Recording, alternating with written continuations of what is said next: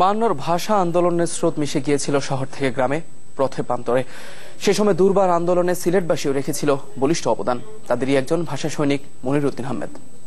নিঃস্বার্থভাবে সংগ্রাম করে যাওয়া আর কোনো কিছু পাওয়ার আকাঙ্ক্ষা নিয়ে রাজনীতি না করা। এই হলেন ভাষা সৈনিক অধ্যক্ষ মনিরুদ্দিন আহমদ, যার জন্ম 1923 সালের 11 জানুয়ারি। 1948 সালে আলিগড় মুসলিম বিশ্ববিদ্যালয় থেকে MAL পাশ করে যুক্ত হন আইনি পেশায়।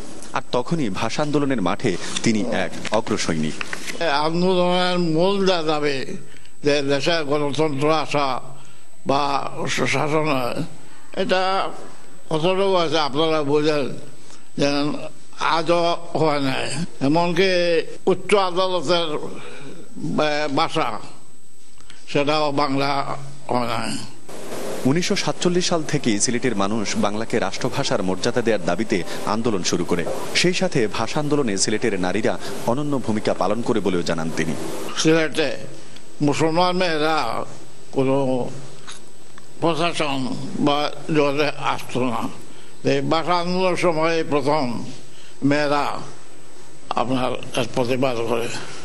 1948 সালের 8ই মার্চ বাংলা ভাষার দাবিতে শহরের গোবিন্দ পার্কে, বর্তমানে হাসান মার্কেট, জনসভার আয়োজন করেছিলেন আন্দোলনের সঙ্গে জড়িত স্থানীয় নেতাকর্মীরা। অসামদের ভিত্তিতে ছাত্র সংগঠন গড়ে ওঠে, এটা তো আমি 144 দাঁড়িয়ে করছিল তার সবার জায়গাটাও আমি